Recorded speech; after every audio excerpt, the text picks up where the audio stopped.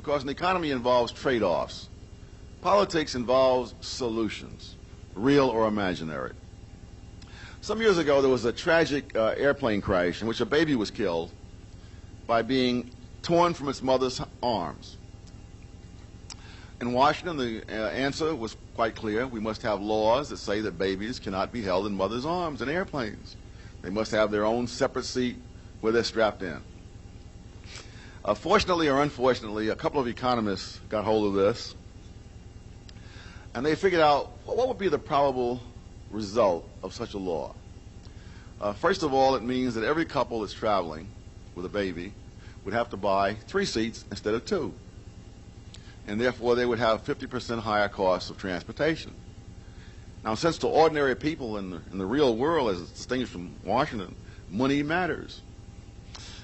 And therefore, some of those people would not fly. Some would take alternative transportation on the ground, almost all of which has a higher fatality rate than airplanes. And so they estimated that in the course of a decade, you would save 1 baby's life, and you would lose the lives of 60 other people, as well as $72 million. So the whole perspective of trade-offs is typically lacking in political decision-making. People ask such questions as, in politics, is nuclear power safe? And the answer is no, because if nuclear power were safe, it would be the only safe thing on the face of the earth. The only question is, compared to what? Compared to hydroelectric dams? Compared to doing without electricity? There's a story which I hope is apocryphal of an economist who was on the street, met a friend who said, "How are you? How's your wife?" To which the economist replied, "Compared to what?"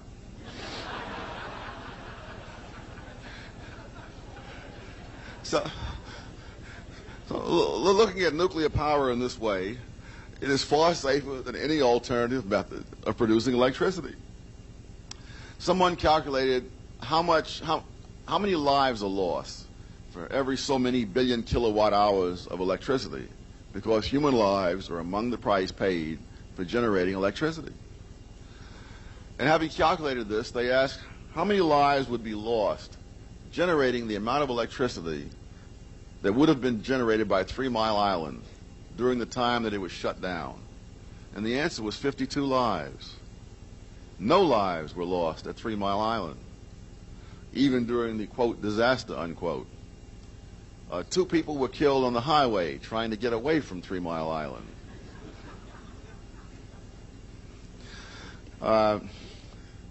Someone has calculated the risk to your life of various kinds of activities. Living within 5 miles of a nuclear power plant for half a century represents the same risk to your life as driving 10 miles on the interstate highway, or spending half an hour in a coal mine, or 6 minutes in a canoe.